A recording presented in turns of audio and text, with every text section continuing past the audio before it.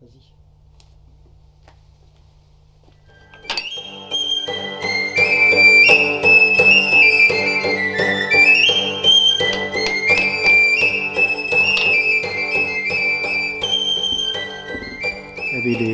Les instruments de musique, toutes les flûtes, je les fabrique en buis. Et comme on dit ici, en espella, en basque on dit espella. Mais justement, ce bois-là, il a une forte densité.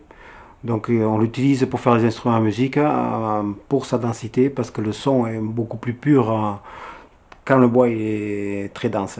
Et souvent on prend dans le buis, on élimine le cœur et on prend dans le fil du bois pour choisir la meilleure partie de ce bois-là. Et par contre, on le laisse sécher, on le débite de suite, hein. On lui fend le cœur. On lui fend le cœur pour justement pour pas qu'il se fende à partir du cœur et qu'il s'éclate, quoi. Et donc on le laisse sécher après en carrelé pendant pas mal d'années.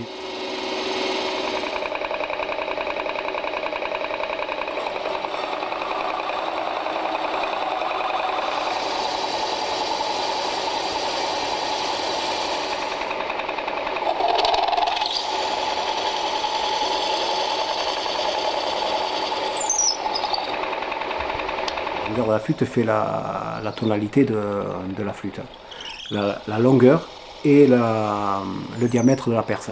On peut faire une flûte à 3 trous avec une perce plus petite ou plus grande et de la même longueur, mais elle ne sera pas de la même tonalité.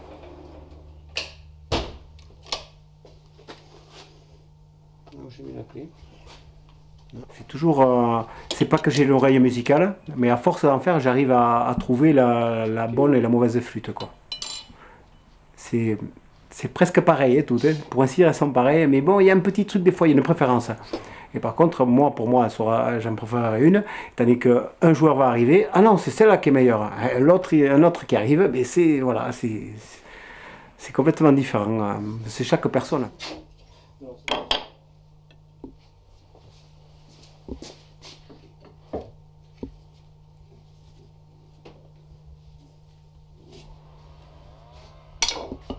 Normalement, celui-là. Tu es.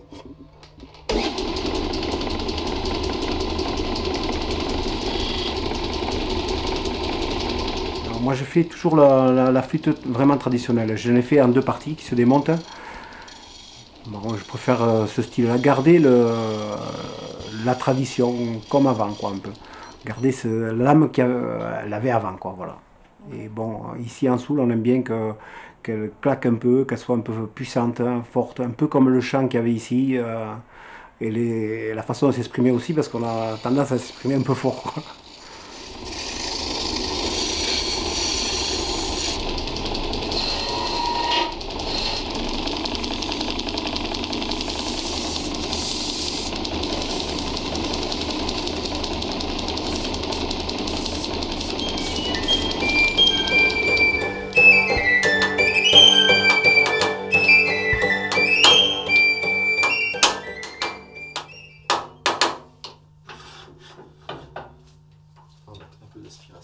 Ben, disons que c'est le bec, à mon sens, c'est l'âme d'un violon, quoi, quelque part. Donc, mais le son de la flûte et l'émission du son est généré tout à fait au départ du bec, de l'embouchure, jusqu'au biseau.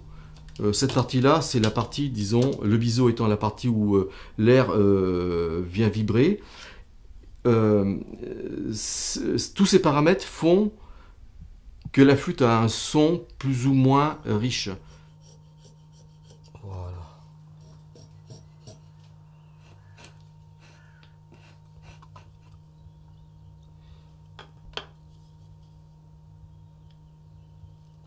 Après avoir fait le tournage de la flûte, on implante les 3 trous.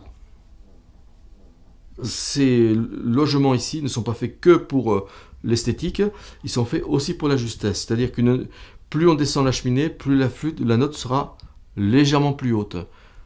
Si le diamètre est plus gros et la cheminée est beaucoup plus basse, la note montera. Si inversement on réduit le trou et qu'on redescend la cheminée, la note sera plus grave, plus basse.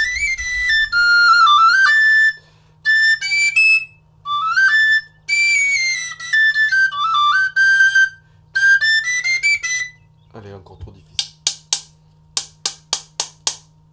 Sur ce type de flûte, on joue à doigté ouvert. C'est-à-dire que la note doit être juste en ouvrant les doigts. Sans forcément refermer un autre doigt. C'est-à-dire que la gamme, c'est Ré, Mi, Fa, Sol. Et depuis 80, sincèrement, je n'arrête pas de trouver des nouveaux trucs. Des petites choses, des détails, mais c'est toujours le petit détail qui fait le petit plus. Enfin, à mon sens. Voilà. Je trouve que l'autre sonne mieux. Il a travaillé un peu, donc maintenant il va falloir que je le reprenne un peu pour le mettre à la bonne hauteur.